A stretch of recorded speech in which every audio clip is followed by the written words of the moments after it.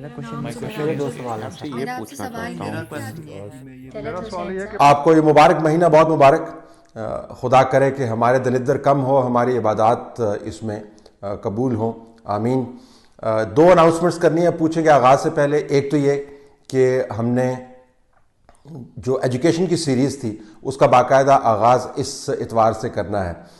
یہ نہ سمجھیں کہ پوچھیں کہ اقساط کم ہو رہی ہیں، پوچھیں ویسے ہی چلتا رہے گا، لیکن اسٹوڈنٹس کی طرف سے بہت زیادہ یہ ڈیمانڈ رہی ہے ان کے پیرنٹس کے توسط، اور ڈائریکٹلی جو مجھے کالز آتے ہیں کہ آپ ہمیں بتائیں کہ ہم نے ان حالات میں کرنا کیا ہے۔ ماں باپ کی طرف سے کالز آتی ہیں کہ ہمیں بتائیں کہ ہم نے کرنا کیا ہے، ہمارے لیے کیا ایسی چیزیں ہیں جو تعلیم کے معاملے کو ڈسٹرب نہ کریں۔ اساتذہ کرام جو ہیں ان کی جو پڑھانے کے طریقے ہیں ان کے اوپر بھی اثر پڑا ہے۔ تو ہم ہر اتوار آپ کے سامنے مشورہ اور ایکسپرٹ ایڈوائس جو ہے وہ لے کے آئیں گے۔ میں خود اس ایڈوائس کو پروسیس کروں گا اور آپ کو بتائیں گے کہ تعلیم کے مسئلے کو اس وبا کے آنے کے بعد ہم نے کس طریقے سے ٹیکل کرنا، اور ویسے بھی اس کے اندر دائمی معاملات بھی ہوں گے جن کے اوپر مشورہ عموماً طلباء طالبات کو اور والدین کو دیا نہیں جاتا، تو وہ ضرور آپ دیکھیے گا۔ اس کے بعد ہم اس کی فریکوینسی بھی بڑھائیں گے، لیکن وہ پوچھیں کہ ساتھ ساتھ چلے گا، تو اتوار کو آپ دیکھ پائیں گے۔ اب آپ کے سوالوں کا وقت ہے تو پوچھیں۔ السلام علیکم طلعت صاحب مجھے یہ پوچھنا تھا کہ یہ جو اب ٹیلی تھون چل رہی ہے کہ ہمیں پیسے دیں، تو لوگوں کے تو خود حالات اس طرح کے ہیں، تو یہ گورنمنٹ ابھی بھی لوگوں سے پیسے مانگ رہی ہے، تو یہ مولانا صاحب کہہ رہے ہیں کہ ان کو اجڑا ہوا پاکستان ملا ہے، تو کیا واقعی ان کو اجڑا ہوا ملا تھا یا اب اجاڑ دیا ہے انہوں نے؟ پہلے دوائیاں چوری کی، پھر چینی چوری کی، پھر آٹا چوری کیا، اور اب یہ اس ملک میں لگے ہوئے ہیں کہ ہمیں لوگ پیسے دیں تو پھر ملک کو آگے چلے گا۔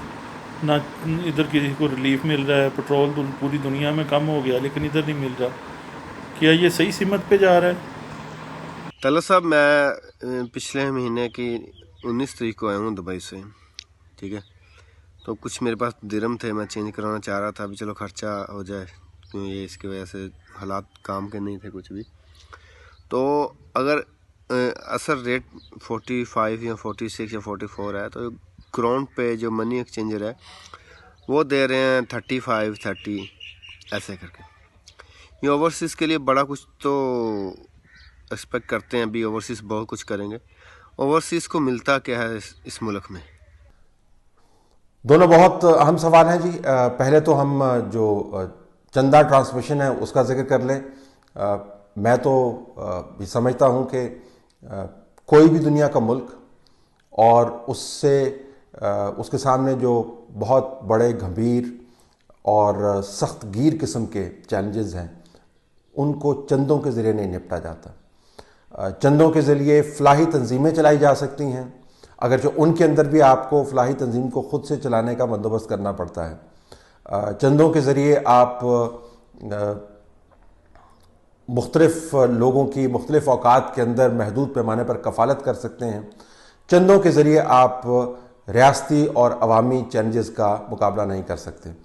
تو یہ چندہ مہم جو ہے ایک پبلسٹی سٹنٹ ہے بیسیکلی، اور آپ نے اس ٹرانسمیشن کے اندر دیکھا کہ تمام تر کوشش کے باوجود، تمام چینلز کی پروموشن کے باوجود آپ کو اس چندے والے معاملے سے 55 کروڑ روپیہ ملا۔ اگر آپ اس کو کراچی یا اسلام آباد کے اہم رہائشی علاقوں میں پلاٹس کے اعتبار سے دیکھیں تو، یا گھروں کے اعتبار سے دیکھیں تو 3 گھر جو ہیں 20 کروڑ کا گھر عام بکتا ہے کراچی ڈیفنس کے اندر یا اسلام آباد کے E7 سیکٹر کے اندر، تو 3 گھروں سے بھی کم قیمت آپ نے اکٹھی کی ہے اگر آپ اس کو والیوم دیکھیں تو۔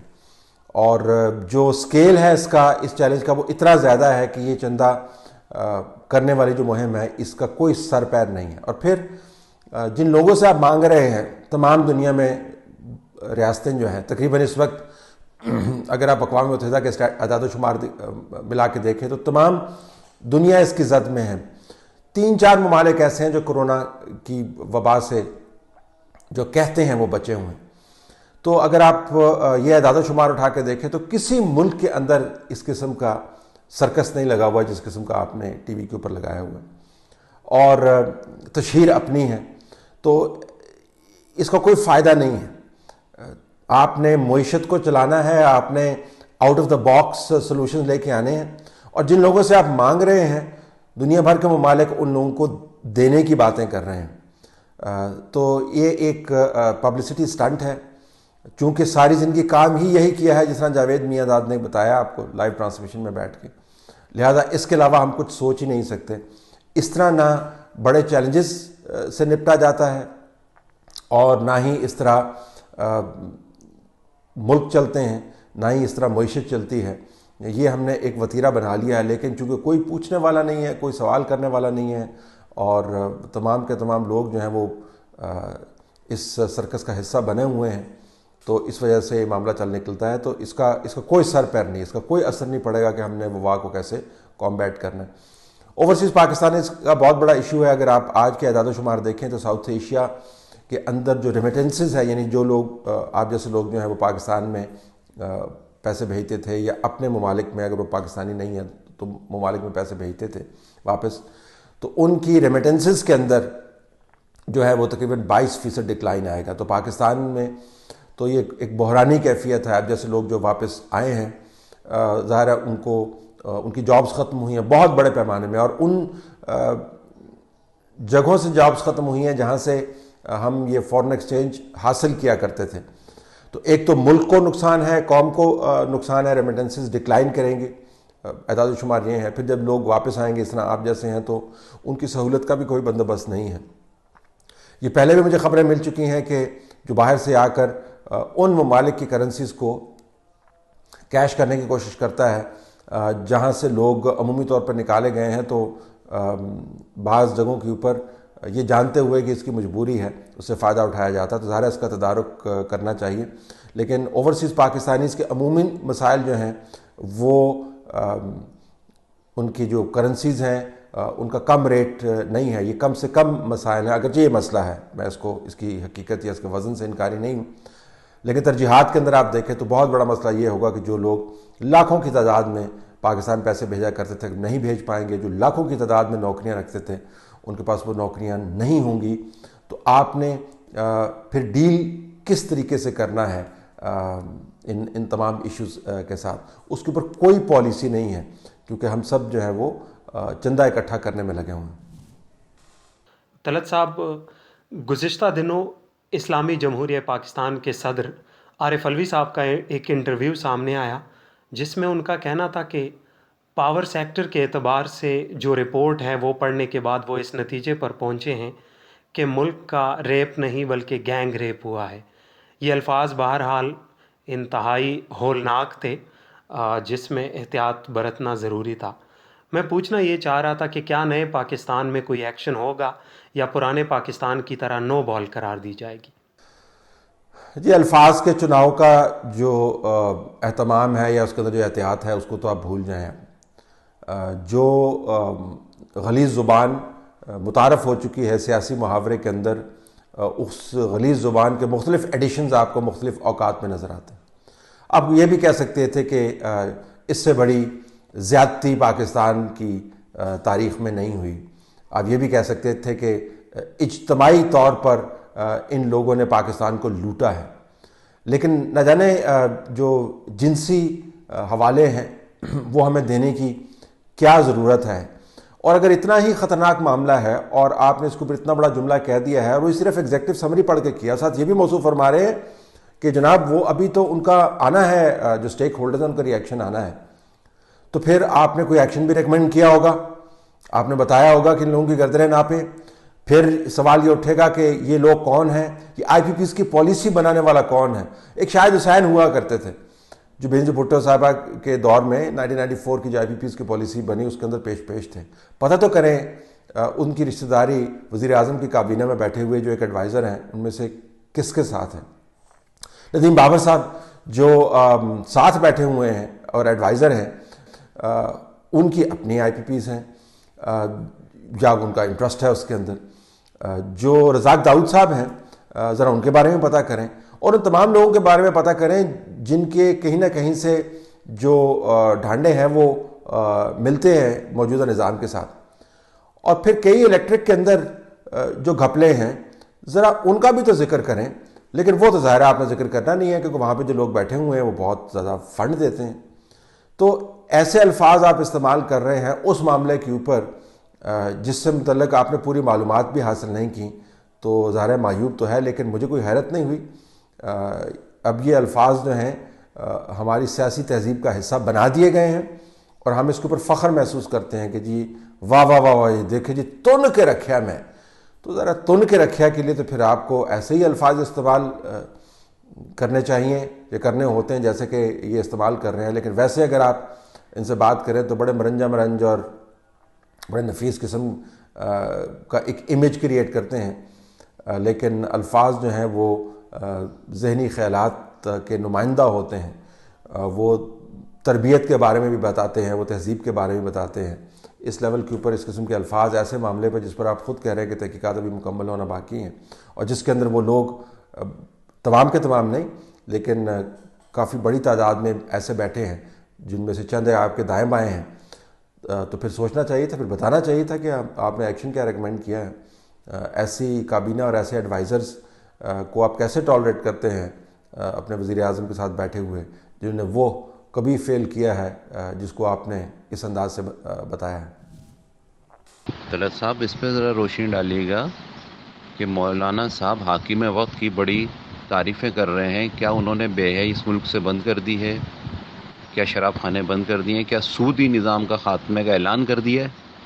برائے مہربانی یہ ضرور اس پہ روشنی ڈالیں. میں خالد بات کر رہا ہوں کراچی سے. میں یہ عرض کرنا چاہتا ہوں کہ یہ جو مولانا طارق جمیل صاحب جو فرما گئے ہیں 22 کروڑ لوگوں کے بارے میں تو وہ الفاظ بھی نہیں استعمال کرنا چاہتا.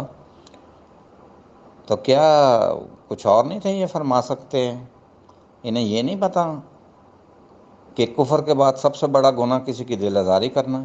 کیا ہماری مائیں بہنیں بیٹیاں ہم سب ایسے ہیں جو انہوں نے فرما دیا؟ کوئی بھی صحیح نہیں ہے.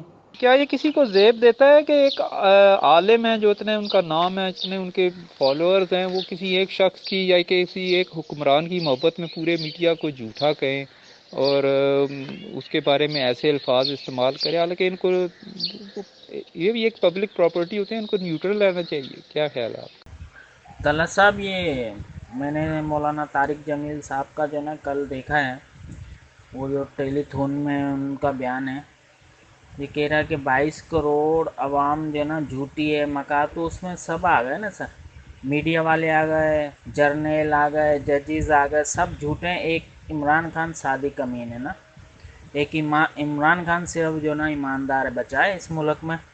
ہم آپ سب چور ہیں, سب جھوٹے ہیں, سب بے ایمان ہیں. ایسا ہے؟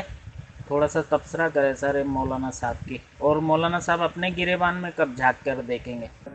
جس طریقے سے حاکم وقت کو فرشتہ صفت کر کے بیان کیا جا رہا ہے, میرے خیال میں ایک ایکسٹریم سیاسی حماقت ہے.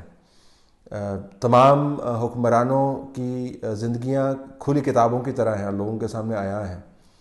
تمام لوگوں کے کردار کھلی کتابوں کی طرح ہیں, وہ سب کے سامنے آیا ہے. اس کے اوپر کسی کی طرف سے پالش کر کے یا مالش کر کے چمک لانے کی جو کوشش ہے وہ کامیاب نہیں ہوگی. جو نیک اور کارآمد ہے وہ نظر آتا ہے, اس کے اعمال, اس کا ریکارڈ واضح ہے. کسی کے کہنے سے نہ کوئی نیک ہو جائے گا, نہ کسی کی نیکی اور بدی کی ترازو کے اندر تبدیلی آ جائے گی. اور وہ ترازو کس کے پاس ہے؟ وہ ہمارے پاس ویسے ہے بھی نہیں, وہ خداوند تعالیٰ کے پاس ہے.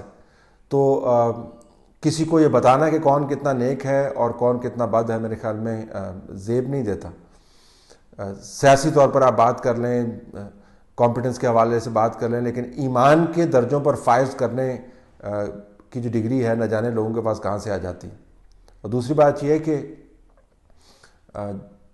جو حاکم وقت ہے اس کو بڑھا چڑھا کے بیان کرنا اور اس کے ساتھ دوسروں کی تذلیل کرنا انتہائی معیوب بات ہے. لیکن چونکہ تاریخ اٹھا کے آپ دیکھ لیں, اس میں آپ کو ایسے بیسیوں مثالیں ملیں گی جب اس طرح کی سروسز ہائر کی جاتی ہیں اور تعریفوں کے پل باندھے جاتے ہیں. مدح سرائی جو ہے وہ ایک حصہ رہی ہے. اب بدقسمتی کی بات یہ ہے کہ جو مدح سرائے ہیں ان کو پتہ نہیں ہوتا کہ وہ اپنے بارے میں لوگوں کو کیا بتا رہے ہیں. اور جو آپ نے سوال کیے ہیں اس سے واضح اندازہ ہوتا ہے کہ کیمرہ جو ہے وہ سب سے بڑا محتسب ہے. اور جو لوگ سمجھتے ہیں کہ وہ کیمرے کے سامنے بیٹھ کے دوسروں کو بیوقوف بنا لیتے ہیں وہ حماقت کے اعلیٰ ترین درجے پر فائز ہوتے ہیں. تو آپ کے سوالوں کے اندر ہی وہ تمام جوابات چھپے ہوئے ہیں جو آپ حاصل کرنا چاہتے ہیں، بلکہ جوابات بھی واضح ہیں. اگر آپ دوسروں کی تذلیل کرتے ہیں کیونکہ آپ نے کسی شخص کو کسی بھی وجہ سے کسی خاص رتبے پر فائز کرنا ہے تو آپ حماقت کر رہے ہیں، کیونکہ آپ کے پاس یہ ڈگری ہی نہیں ہے، کوالیفیکیشن ہی نہیں ہے کہ لوگوں کے درجات بلند کریں یا پست کریں. باقی جو تھیٹر لگا ہوا وہ آپ کے سامنے ہے، اور یہ ایک ایکسٹریم ڈیسپریشن کی نشانی ہے جب آپ دین کو پولیٹیکل انکمپیٹنس کے اوپر ایک چادر کے طور پر استعمال کریں. اور ان لوگوں کے بارے میں تو کچھ نہیں کہوں گا کہ جو یہ چادر چڑھانے کے اندر بہت تیز ہیں، وہ تو ہر دور کے اندر پائے جاتے ہیں. تو میرا جو تجزیہ وہ یہی ہے کہ کیمرہ خود احتساب کر رہا ہے، اس کیمرے کو چلنے دیجئے، اس تھیٹر کو لگا رہنے دیجئے تاکہ آپ کو خود احساس ہو کہ دودھ کہاں پر ہے اور پانی کہاں پر ہے، بالائی کہاں پر ہے اور گندگی کہاں پہ ہے. یہ خود ہی احساس ہوگا، یہ میرے بتانے سے نہیں ہوگا. یہ جب تک میس لیول کے اوپر کیمروں کے سامنے آ کے لوگ یہ کام نہیں کریں گے تو آپ کو پتہ نہیں چلے گا کہ اصل حقیقت کیا ہے. تو ہمیں تو شکریہ ادا کرنا چاہیے کیمرے کا جس نے ہم تک یہ مناظر پہنچائے، اور وہ تمام باتیں جو ہم حقائق پر بنیاد کر کے لوگوں کو بتاتے بھی رہتے اور لوگوں کو سمجھ نہیں آتی، چند گھنٹوں کے اندر، چند نشستوں کے اندر سمجھ آ گئی ہیں. باقی واقعات وہی ہیں اور حقائق وہی ہیں جن کی طرف آپ اشارہ کر رہے ہیں.